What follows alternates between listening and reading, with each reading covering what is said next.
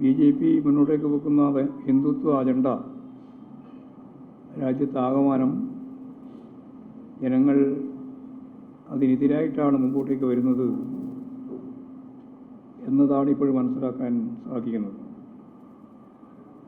ജനങ്ങളുടെ ജീവിത പ്രശ്നങ്ങളും അവരുടെ പ്രധാനപ്പെട്ട ആവശ്യങ്ങളും മുന്നോട്ടേക്ക് വെച്ചുകൊണ്ടുള്ള ഒരു തിരഞ്ഞെടുപ്പ് പ്രചരണ പ്രവർത്തനം ഈ അവസാന ഘട്ടമാകുമ്പോഴേക്കും കൂടുതൽ ശക്തിയായിരിക്കുകയാണ്. നേരത്തെ വിശ്വാസവും മോഡിയുടെ ഗ്യാരണ്ടിയൊക്കെ പറഞ്ഞുകൊണ്ടാണ് കാര്യങ്ങൾ അവതരിപ്പിച്ച് മുന്നോട്ടേക്ക് പോയതെങ്കിൽ ഇപ്പോഴും കർഷകരുടെയും ജനങ്ങളുടെയും പ്രശ്നങ്ങൾ മുന്നോട്ടേക്ക് വെച്ച് അതിനടിസ്ഥാനപ്പെടുത്തി ചിന്തിക്കാൻ, പ്രചരണം സംഘടിപ്പിക്കാൻ നല്ല രീതിയിൽ ഹരിയാനയിലും പഞ്ചാബിലും ഒക്കെ ജനങ്ങൾ മുന്നോട്ടേക്ക് വന്നിരിക്കുന്നു എന്നുള്ളതാണ് വളരെ പ്രധാനപ്പെട്ട ഒരു കാര്യം.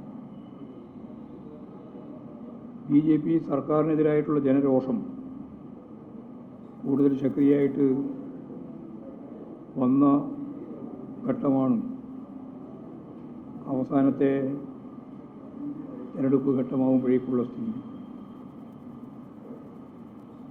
മോഡിയുടെ ഗ്യാരണ്ടി ജനങ്ങൾ തന്നെ തള്ളിക്കളയുന്ന ഒരു സമീപനമാണ് സ്വീകരിക്കുന്നത്. അങ്ങനെ വന്നപ്പോൾ കൂടുതൽ വർഗീയമായ കാര്യങ്ങളാണ് ഇപ്പോഴ് പ്രചരിപ്പിച്ചുകൊണ്ടിരിക്കുന്നത്. വർഗീയ എന്ന പൊതിഞ്ഞു പറയേണ്ട കാര്യമില്ല. മുസ്ലിങ്ങൾക്കെതിരായിട്ടുള്ള വ്യാപകമായ പ്രചരണം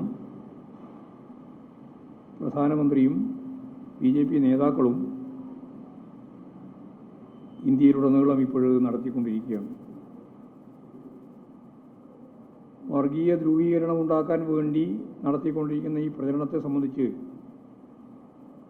ഇലക്ഷൻ കമ്മീഷൻ്റെ മുമ്പിൽ നിരവധി പരാതികൾ നൽകിയിട്ടും അതിനെതിരായ നിലപാട് സ്വീകരിക്കാൻ ഇലക്ഷൻ കമ്മീഷൻ തയ്യാറായിട്ടില്ല എന്നുള്ളതാണ് വിചിത്രമായ ഒരു കാര്യം. വോട്ടിംഗ് ശതമാനം തന്നെ കൃത്യമായി പുറത്തുവിടുന്നതിന് തിരഞ്ഞെടുപ്പ് കമ്മീഷൻ അമാന്തം കാണിക്കുന്നു എന്നുള്ള വിമർശനവും വന്നുയർന്നിരിക്കുകയാണ്.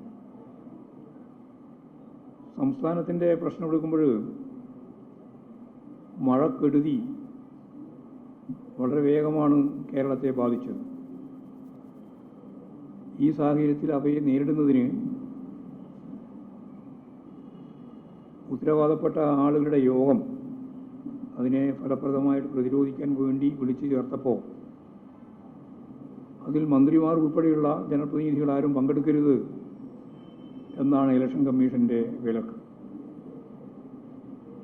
എന്ന് പറഞ്ഞാൽ ഭരണഘടനാപരമായി വർഗീയ ധ്രുവീകരണം ശക്തിപ്പെടുത്താനുള്ള നീക്കത്തെ പ്രതിരോധിക്കുന്നതിൽ ഇടപെടാത്ത ഇലക്ഷൻ കമ്മീഷൻ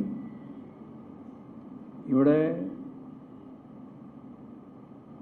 വളരെയേറെ പ്രയാസം സൃഷ്ടിക്കുന്ന കാലവർഷക്കെടുതികളെ പ്രതിരോധിക്കുന്നതിന് വേണ്ടിയുള്ള പ്രവർത്തനത്തിന് വേണ്ടി ചേരുന്ന യോഗത്തിൽ പോലും മന്ത്രിമാരും ജനപ്രതിനിധികളും പങ്കെടുത്തുകൂടാ എന്ന വിലക്ക് യഥാർത്ഥത്തിൽ പ്രശ്നങ്ങളിൽ ശക്തിയായി ഇടപെടാതിരിക്കുകയും എന്നാൽ അടിയന്തരമായി ഇടപെടേണ്ടുന്ന ജനകീയ പ്രശ്നങ്ങളെ മാറ്റി നിർത്തുന്ന രീതിയുമാണ് ഇലക്ഷൻ കമ്മീഷൻ്റെ ഭാഗമായിട്ട് നമ്മൾ കാണുന്നത്.